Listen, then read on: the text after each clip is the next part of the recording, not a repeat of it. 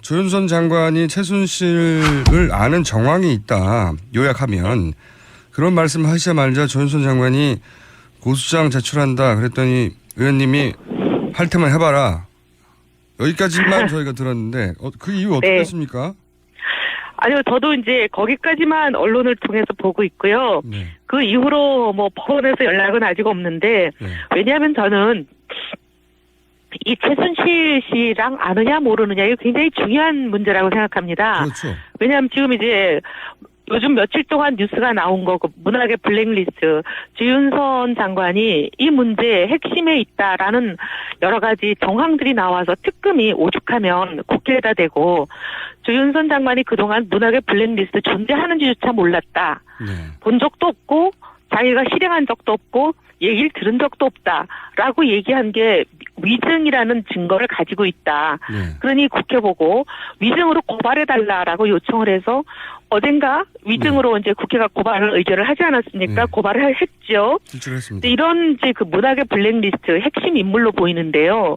이 문학계가 우리 최순실 씨가 그동안 여러 가지를 쥐락펴락하면서 온갖 본인의 이권도 개입하고 뭐 거의 국정을 농단한 그런 본진 아니겠습니까? 맞습니다. 근데 이 본진에 문학의 블랙리스트를 작성을 했을 때 최순실 씨가 배후라고 많은 분들이 생각하고 또 여러 가지 정황도 있는 거잖아요. 네. 그러면 이것을 직접 작성했다고 의혹을 받고 있고 또 문체부 정무수석이었을 당시 작성했다는 의혹 또 문체부 장관으로 옮겨와서 이거를 실행하려고 했고 또 지금 이제 특검이 얘기하는 것은 이 증거를 인멸하려고 파기 지시를 내렸다 이런 증언을 확보했다는 거잖아요. 네. 직원들로부터. 그러니까 이런 여러 가지 모든 일련의 과정에 다 개입이 돼 있는 조윤선 장관과 최순실 씨가 어떤 관계에 있는지 이게 밝혀져야 문학의 블랙리스트의 모든 것이 온전히 밝혀지는 거 아니겠어요? 그러니까 이거 굉장히 중요한 문제인데 이 부분에 대해서도 이 조윤선 장관은 뭐든지 의혹만 제기되면 나는 본 적도 없고 들은 적도 없고 모른다 이거거든요. 근데 이번에 이제 문학의 블랙리스트도 보면은 여러 가지 증거가 나와서 특검이 고발하라고 했으니까 이 부분 최순실 씨의 관계가 명백히 규명이 돼야 된다고 생각합니다. 알겠고요. 이제 예, 이거 이제 검찰이 조사를 해주겠죠. 처음에는 이제 의혹을 제기하니까 조윤선 장관이 고소한다라고 얘기를 하니까. 제 생각에는 드디어 이분이 고소를 나를 하면 검찰이 개입을 해서 수사를 하고 이 진실이 밝혀지겠구나 그런 기대를 가지고 있는데 그 사이에 이제 특검이 문학의 블랙리스트로 위증 고발을 하라고 해서 국회가 고발을 했으니 그 관련 조사를 하면서도 이런 부분이 조사가 되지 않을까 합니다. 그때 이런 말씀도 하셨어요. 이제 저만 그런 얘기를 들은 게 아니다. 다른 분들도 있다고 하셨는데. 네. 그리고 의원님 전화기에서 약간만. 네. 네. 지금 침이 튑니다. 네, 알겠습니다. 네. 다른 분들도 그런 정황을 들은 분들이 있다고 하셨잖아요. 그런 분들이 네. 있는 거죠? 네, 있죠. 있는데, 저는 최근에 보면은 여러 가지 증언을 누군가 한다고 소문이 나거나 보도가 되거나 하면 이 증인에게 압력을 넣고 못하게 하고 온갖 위증교사 의혹 안팎 이런 게 되게 요즘 유행이잖아요. 유행이죠. 예. 그래서 이거는 이제 특검이 수사한다 그러면 특검에 갖다 내려고요. 언론에 얘기 안 하고. 아하. 있긴 있는데. 네. 네. 이름 하나만 알려주세요, 그러면. 아니요. 이름 알려주면 또 그 사람한테 계속 또 압박 넣으면서 너 증언하지 마. 얼마나 또. 그리고 요즘 또 여러 가지 수상한 사망 사건도 많고 너무 시절도 불안해서. 네. 수상한 사망 사건 많죠. 웃을 일은 아닌데. 네. 자, 그러면 들었다고 하는 분들이 한 가지만 알려주세요. 들었다고 하는 분들이 혹시 의원들입니까? 동료? 의원이 포함되어 있습니다. 포함? 네, 의원들이. 예. 남자입니까? 여자입니까? 섞여 있어요. 오, 남녀 모두? 네. 거기까지 하죠. 또 이제 거기 가다가 이제 이니셜까지 나오는 정말 누군지 또 찾아내서 또 각종 여러 가지 또 신상 정보를 가지고 압박, 협박 들어가면 어떡하겠습니까? 남자는 이니셜이 K 아닙니까? 제가 그냥 거기까지만 할게요. 이니셜은 안 갈게요. K 맞는 걸로 제가 받아들이고요. 네. 그러면 의원이 아닌 분들도 얘기를 들은 사람이 있다는 거죠? 제보자 중에 그런 분이 있죠. 예. 네. 알겠고요. 새누리당에 여성 의원이 많지 않은데요. 저희가 열심히 찾아보고 한번 다음 주 다시 한번 이 얘기를 해보기로 하고. 자, 그런데 또 하나 수리탄을 던지신 게 나경원. 그리고 또 지난번에 어디 방송에 보니까 저희 당 소속이 아닌 다른 의원님도 제가 들은 얘기랑 같은 얘기를 들은 적이 있다고 방송에서 얘기하신 걸로 네, 제가 보도를 봤습니다. 박영선 의원이 네. 제가 자꾸 물어봐서 마지못해 네 저도 들은 적이 있습니다고 하셨었어요. 네. 그러니까 네. 이제 생각보다 많군요. 그런 얘기를 들은 분들이. 네. 네. 자, 그러면 이건 어떻습니까? 지난주 던지신 수리탄 AS를 하셔야 되는데 나경원 의원이 의원님 이제 눈물에 대해서 그런 의미라고 해석을 하셨지 않습니까? 본인이 이제 아마도 본인이 원하던 지위를 얻지 못한 이유도 있지 않겠는가 이런 눈물을 해석하셨더니 나경원 의원이 공개적으로 사과를 해라 이렇게 하셨던데 사과하실 네. 의향이 있으세요? 그게 사과할 일입니까? 네. 사과할 이유가 없는 일이죠. 예. 거절? 네, 알겠고요. 나경원 의원의 사과 요구에 이혜원 의원 사과 거절. 사과 거절 이외에 할 말 없으신 거죠? 자꾸 얘기해가지고 어떻게 보면은 개인적인 제 판단인데 네. 제가 그 눈물에 대해서 흐느껴 울었다라고 하길래 정강정책 갖고 흐느껴 온다는 사람은 처음 들었기 때문에 그게 정강정책보다는 다른 개인적인 이유, 서운함 여러 가지 그런 게 안타까움 이런 게 아니겠냐 하는 제 해석을 얘기한 것인데 이게 자꾸 이제 부풀려질 필요는 없으니까요. 네. 예. 자꾸 부풀릴게요 저희가. 어쨌든 부풀리기 전공이셔요. 네네. 어쨌든 이게 본인의 판단인데 사과까지 할 일은 아니다. 이렇게 단칼에 거절하셨다고 저희가 정리할게요. 자.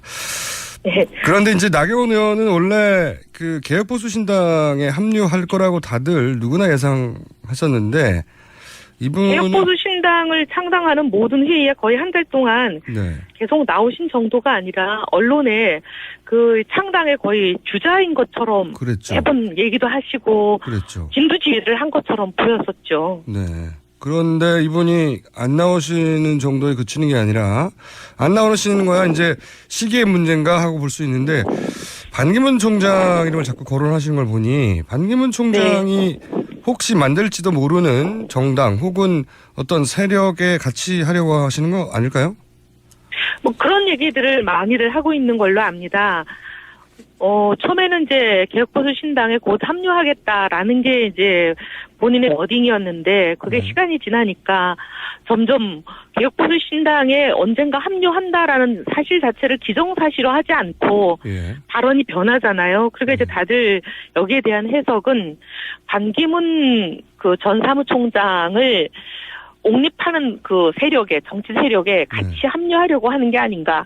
그게 이제 반기문 총장이 개혁신당으로 오게 되면 개혁신당으로 올 것이고 만약에 개혁신당에 당분간 오지 않고 중간지대에 있으면 또 그 중간지대에 가치가 있으려 하는 것이 아닌가. 이게 이제 일반적인 평가인 것 같아요. 그러니까 이제 우선순위가 개혁보수신당이 아니라 네. 반기문 총장이 개혁보수신당에 올 것만 같아서 개혁보수신당에 합류한다고 했다가 그 반기문 총장이 지금 아직 결정을 못하고 있기 때문에 그 사실 정진석 의원도 그런 말을 했었어요. 원래부터 나경원 의원은 반 총장과 뜻을 함께 하기로 오래전부터 약속했다. 이런 말을 한 적도 있거든요. 그러니까 네, 그런 것 같아요. 그런 얘기들이 곳곳에서 그냥 사석에서 얘기하는 수준을 넘어서서 사석에서 저희들이 늘 듣고는 있었지만 이제는 그런 얘기를 언론에 공개적으로 하시는 분들이 많으신 것 같아요. 그러니까 반기문 총장이 어디로 가느냐의 종속 변수가 될 것이다. 이렇게 예상하시는군요. 네, 그렇게들 다들 보고 있는 게 중론인 것 같습니다. 네, 그래서 더더군다나 사과 거절.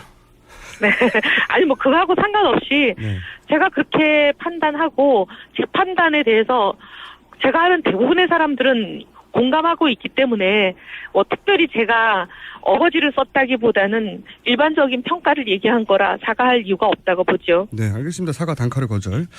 네. 자, 저희가 오늘은 전화 연결이라 좀 짧을 수밖에 없는데 좀 아쉽습니다. 폭탄 제조기신데 저기 AS 확실히 하죠. 그 구치소 문제. 네. 가셨던 남부구치소 말고 서울구치소는 더 심한. 네네. 구치소의 그 청문회 방해가 조직적으로 네. 있었다고 하는 정황들이 있는데 여기 대해서는 네. 물론 청문회가 끝나가긴 합니다만 이걸 그냥 넘어갈 수는 없는 사안 아닌가요? 저희들이 그러지 않아도 국조특위에서 좀 논의를 하려고 합니다. 15일까지가 국조특위의 활동 기간이긴 하지만 네. 연장하려고 하는데 지금 이제 새누리당이 계속 합의를 안 해주고 있는 상황이에요. 네. 그래서 연장이 어려울 가능성이 높아 보이긴 하지만 15일까지 전에 9일날 또 한 번 더 국조특위가 있습니다. 네네. 국조특위에서 이 문제를 좀 다루려고요. 이제 국회라는 곳이 이렇습니다. 우리 그러지 않아도 이제 최순실과 같이 국조에 나오기를 아주 그냥 고의적으로 거부하고 불참하는 이렇게 알질 증인들에 대해서 강제 구인을 하는 네. 그런 법을 지금 발의를 해놓고 있지만 이게 이제 국회에서 처리가 안 되는 거잖아요. 네. 근데 이제 우리 정세균 의장에게 이걸 몇 번 찾아가서 저도 말씀을 드려봤는데, 근데 이제 정세균 의장님의 입장은 이런 거예요. 국회라는 곳은 교섭단체 대표들끼리 합의가 돼야만 뭐든지 할 수 있는 곳이다. 그렇죠. 합의가 되면 여자를 남자로도 만들 수 있다. 근데 합의가 안 되면 여자가 여자라는 걸 확인을 해줄 수도 없는 곳이 국회다. 그런 네, 비유를 사실 하셨습니까? 네, 그렇게 표현을 하세요. 근데 네. 국회가 사실 그런 면이 있어요. 교섭단체 대표끼리 합의가 안 되면 국회의장이 직권상정을 할 수 있는 거를 법으로 딱 못 박아놨어요. 별난, 천재지변 뭐 이런 식으로요. 네. 근데 이제 사실 이게 반란이나 천재지변은 아니잖아요. 그렇죠. 그러니까 국회의장은 자기가 직권상정할 수 있는 법적인 길이 없다 이렇게 이제 말씀을 하시는데 왜 교섭단체 간에 합의가 안 되냐? 이건 지금 새누리당 원내대표가 절대 합의를 안 해주기 때문에 그렇거든요. 새누리당을 제외하고 모두가 합의가 돼 있는 상황입니다. 그렇군요. 그래서 이제 좀 새누리당이 이 부분에 대해서 국민들의 여론과 생각을 좀 무겁게 받아들여 주시면 좋겠다 이런 생각이죠. 알겠습니다. 정세균 의장님이 여자를 남자로 만들 수도 있다는 비유를 하셨다면 저희가 한번 확인해 봐야 되겠네요. 정세균 의장님이 원래 국회의장이 이제 방송 인터뷰를 안 하는데 저희가 어떻게든 한번 확인해 보겠습니다. 오늘 말씀 감사하고요. 즐겨 쓰시는 표현이세요. 네. 그래요? 네. 문학의 블랙리스트 핵심 인물로 보이는데요. 이 문학계가 우리 최순실 씨가 그동안 여러 가지를 쥐락펴락하면서 온갖 본인의 이권도 개입하고 뭐 거의 국정을 농단한 그런 본진 아니겠습니까? 맞습니다. 근데 이 본진의 문학의 블랙리스트를 작성을 했을 때 최순실 씨가 배후라고 많은 분들이 생각하고 또 여러 가지 정황도 있는 거잖아요. 네. 그러면 이것을 직접 작성했다고 의혹을 받고 있고 또 문체부 정무수석이었을 당시 작성했다는 의혹 또 문체부 장관으로 옮겨와서 이거를 실행하려고 했고 조윤선 장관이 최순실을 아는 정황이 있다. 요약하면 그런 말씀 하시자마자 조윤선 장관이 고소장 제출한다. 그랬더니 의원님이 할 테면 해봐라. 여기까지만 저희가 들었는데 그 이유 어떻게 네. 됐습니까? 아니요, 저도 이제 거기까지만 언론을 통해서 보고 있고요. 네. 그 이후로 뭐 법원에서 연락은 아직 없는데 네. 왜냐하면 저는 이 최순실 씨랑 아느냐 모르느냐 이거 굉장히 중요한 문제라고 생각합니다. 그렇죠. 왜냐하면 지금 이제 요즘 며칠 동안 뉴스가 나온 거, 그 문학의 블랙리스트, 조윤선 장관이 이 문제의 핵심에 있다라는 여러 가지 정황들이 나와서 특검이 오죽하면 국회에다 대고 조윤선 장관이 그동안 문학의 블랙리스트 존재하는지조차 몰랐다. 네. 본 적도 없고 자기가 실행한 적도 없고 얘기를 들은 적도 없다라고 얘기한 게 위증이라는 증거를 가지고 있다. 네. 그러니 국회 보고 위증으로 고발해달라라고 요청을 해서 어젠가 위증으로 이제 국회가 고발을 의결을 하지 않았습니까? 네. 고발을 했죠. 실출했습니다. 이런 이제 그 뭐니까 이 부분 최순실 씨의 관계가 명백히 규명이 돼야 된다고 생각합니다. 알겠고요. 이제 예. 이거 이제 검찰이 조사를 해주겠죠. 처음에는 이제 의혹을 제기하니까 조윤선 장관이 고소한다라고 얘기를 하니까 제 생각에는 드디어 이분이 고소를 나를 하면 검찰이 개입을 해서 수사를 하고 이 진실이 밝혀지겠구나 그런 기대를 가지고 있는데 그 사이에 이제 특검이 문학의 블랙리스트로 위증 고발을 하라고 해서 국회가 고발을 했으니 그 관련 조사를 하면서도 이런 부분 또 지금 이제 특검이 얘기하는 것은 이 증거를 인멸하려고 파기 지시를 내렸다 이런 증언을 확보했다는 거잖아요. 네. 직원들로부터. 그러니까 이런 여러 가지 모든 일련의 과정에 다 개입이 돼 있는 조윤선 장관과 최순실 씨가 어떤 관계에 있는지 이게 밝혀져야 문학의 블랙리스트의 모든 것이 온전히 밝혀지는 거 아니겠어요? 그러니까 이거 굉장히 중요한 문제인데 이 부분에 대해서도 이 조윤선 장관은 뭐든지 의혹만 제기되면 나는 본 적도 없고 들은 적도 없고 모른다 이거거든요. 근데 이번에 이제 문학의 블랙리스트도 보면은 여러 가지 증거가 나와서 특검이 고발하라고 했어요.